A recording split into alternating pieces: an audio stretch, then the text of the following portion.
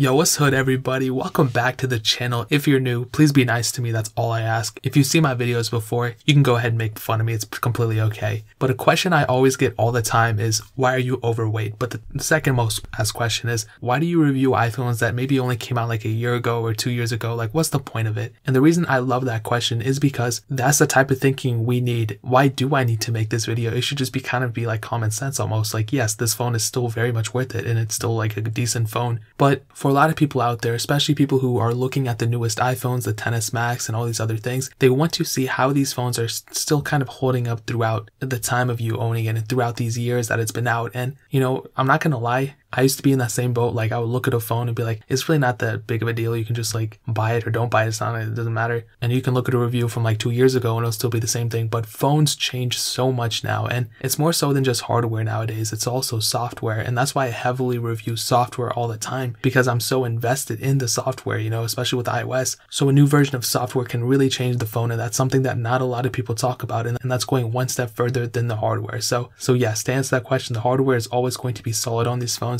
but it's more so than that. It's just the software as well. But that was a huge intro. Hopefully I put a thing that said to skip to this point. But we're going to be talking about the iPhone 8 Plus and how it's going to hold up in the remainder of 2019, going forward, all that good stuff. Now, before going forward, let's take a step back, like I always say. And this phone came out in 2017. I don't know if I already said that. So this year it'll actually be turning 2 years old. And this was released the same time as the iPhone 8 and the iPhone 10. So pretty interesting stuff. And when it was released, people thought it was going to be the main flagship of the time, but it really wasn't. The iPhone 10 was pretty much the main flagship, which made me feel bad about this phone because it was kind of like the middle child. Nobody really talked about it. People knew about it, but nobody really like put it on a pedestal because so many more people were focused on the iPhone 10, which was like the biggest of all time at the time, really. And then we got iOS 11 on it, which was complete trash if I'm being honest. But the iPhone 8 Plus was able to hold it pretty well at the time. I had the iPhone 8 for a little bit. I never really owned the 8 Plus, so I can't really talk too much about that. But we did get iOS 12, and I've been pretty much reviewing the iPhone 8 Plus on iOS 12 since the day I bought it, which was around the September point. So I've only had it for like a couple months. But I'm telling you right now, I know so much about it, more than I thought before. So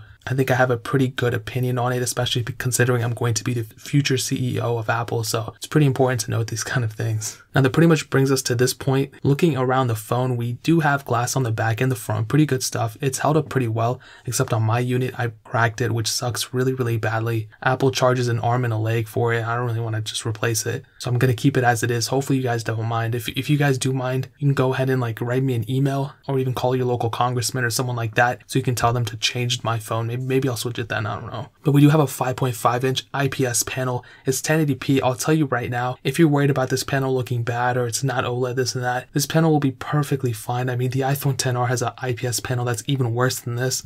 And this panel is not bad by any means. If you don't have an OLED phone, even if you switch from an OLED to an IPS, it's really, who cares really? It's a phone, just get it, you know? It's a decent panel, and you still have Force Touch, so that's super cool. You have the True Tone display. You have a lot of cool little nifty features that you might otherwise be missing out if you go switch to another phone, if I'm being honest. We don't have a headphone jack, which is common, but we still have the home button and Touch ID, which I really love. That's something that's held up on this phone very, very well the last couple of years. I don't know why they ever switched to Face ID. They should have just incorporated a fingerprint sensor somehow. I know I always bash it, but that's how I feel. If I become the CEO of Apple, I'm going to bring back Touch ID. That's one of the things I promise. And this phone is also IP67, dust and water resistant. If you splash water on it or anything like that, you'll be Gucci. You won't even have to worry about, you know, breaking or anything like that. So that's pretty much the exterior and a little bit about the phone itself. So let's talk about the interior. Turning it on, we do have iOS 12.1.2. That is the latest version right now, but it will get updates in the future and it'll just keep going on and on. I'll tell you right now, this phone was released with iOS 11, okay? It has so much support left in it. It's not even halfway through its cycle yet. So the fact that I'm even making this video is kind of funny, but a lot of things have changed since the day it was released. And sometimes there's a lot more competition out there too. So maybe this phone isn't even like the best price per value if you think about it, but I'm going to talk about it in a second.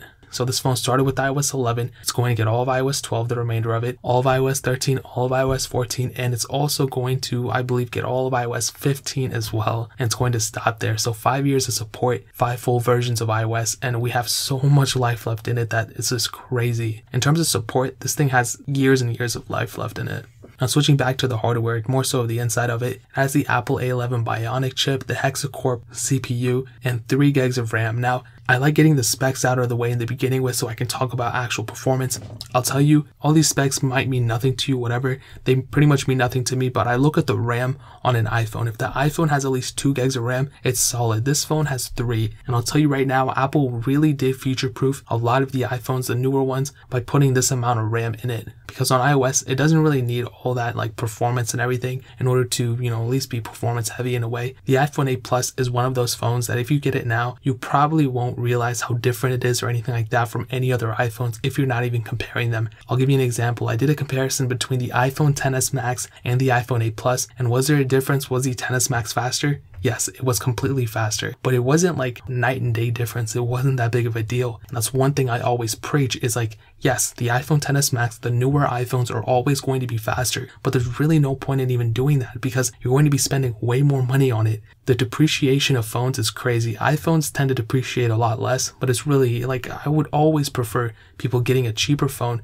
than a more expensive phone. And that's just kind of common sense. And I don't mean like cheaper, like get a basic phone like $2 instead of like a really nice phone. I'm talking about there has to be a balance. You need a very good performance, but you also need a very good price. And that's something that I always preach. And in terms of the performance of this phone, you are not going to run into any hiccups whatsoever. Gaming is crucial. Gaming is awesome on this as well. In fact, on my iPhone 6s Plus, I found the performance to be very good. The iPhone 7 Plus I have is even better, and the iPhone 8 Plus is just even better than that. So in terms of performance, you're not going to run into any problems. I guarantee it. Obviously, you're going to get those occasional glitches, things like that, but that's pretty common with a lot of phones. So in terms of performance, I wouldn't even worry about this thing. Now in terms of the camera, this is another one of those things where Apple pretty much future-proofed it in a lot of ways, in some cases not really. We have a dual camera setup on the back. They're both 12 megapixel sensors. The main camera does have optical image stabilization, so that's definitely a good thing. But here's the best thing out of all of it. I think the software is very, very awesome because Apple put portrait mode on it. Apple put the telephoto lens on it so you can zoom twice as much or whatever that is. Studio lighting. You can shoot videos in 4K up to 60 frames per second, 1080p at up to 240 frames per second. So many cool little things they put onto it.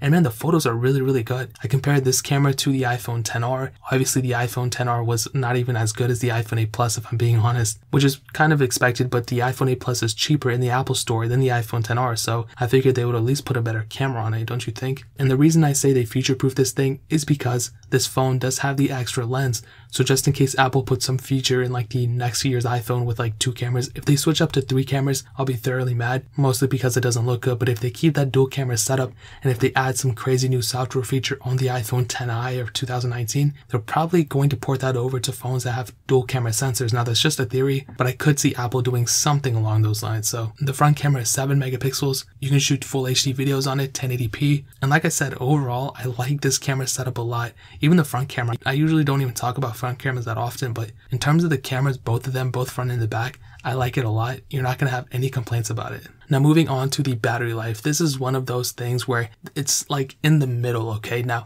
I've pretty much given a pass on this phone like every single category, but what I'll tell you is that this phone's battery size did decrease, and at the same time they actually did increase performance, and I really found the battery life to be in the middle, okay? It's definitely not bad. I think the battery life on the 8 Plus is better than my iPhone X. Both battery healths are around that like 100%. They're around they're definitely over 95%. Standby time I find better on the iPhone 8 Plus. The iPhone X, I think, just because of the screen resolution, because it's more powerful, because it technically has a bigger screen, that's probably why it has worse battery life. But I think the iPhone 8 Plus, coming from an iPhone 7 Plus or coming from an iPhone 6s Plus, you might find the battery life to be a little bit worse. It has a 2,691 milliamp hour battery, so it's really not the biggest thing in the world, but it's also not the smallest. The screen is 1080p, so it's really not that high resolution. Performance might be the reason why the battery life is just a little bit bad. It's not like horrible. I might be over exaggerating it a little bit, but I'll tell you, this phone also has wireless charging, so you can always just place it on a wireless charger and just be set.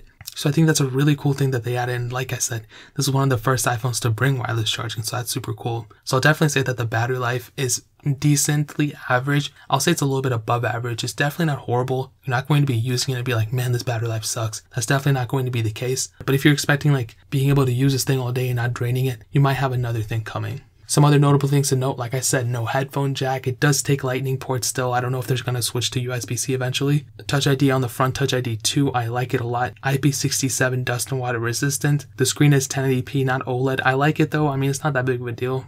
and this phone is getting support for a much longer time, okay? So to answer the question, is the iPhone 8 Plus still worth it in 2019? I'm going to say obviously still yes, okay? That's probably not a surprise to most of you. But what I will say that might surprise some of you is the prices for this thing have decreased a little bit as well. So last year they were selling for around $500, $550. Now they're selling around the $470, $500 range. So they just decreased in price a little bit, not like crazy amounts, but you know, a respectable amount. Especially when the new iPhones came out, the price for these tend to go down a little bit. So that's a pretty big deal in and of itself. But there's also, you know, you can get an iPhone 10 in the used market for around that same price too. Anywhere from like $50 to $80 more. You can get a used iPhone 10 for that price. And it's really up to you. I mean, they're completely different phones, same software, but one has a home button, the other one doesn't. But you really cannot go wrong with the iPhone 8 Plus, in my opinion. So what I'll tell you is, if you want to pick up an iPhone 8 Plus, obviously you can go on eBay, Craigslist, whatever have you. You can go get them used. What I would recommend is getting them certified or refurbished. That way they come with warranties. They're much easier to get, and they're always linked through Amazon. So if you have an Amazon account, you can straight up just buy it from there. It's super easy. I'll leave a link in the description. It'll be the first link down there. I'll find the cheapest one on Amazon for you. You can go ahead and buy it through there, and it'll actually help out the channel at the same time. So we can do more videos like this and do more giveaways and things like that. So if you want to help out the channel, and if you ever want to buy another phone, or you want to buy literally anything on Amazon, just use that link. And then the channel gets affiliate income, and we can actually make more videos like this, like I said. But that is pretty much it. If you guys have any questions or anything like that, leave it down in the comment section below. Hit that like button, that'll mean so much. But definitely hit that subscribe button. Every single subscriber we get really does count, so it'll mean so much if you guys could hit that. Also check out the other links down in the description as well. My Twitter, my Instagram, my second channel, all those links are linked down below. I would really appreciate if you guys could check it out. But more importantly than everything else, I love every single one of you guys. Hopefully I'll catch you guys in the next video. Peace out till then.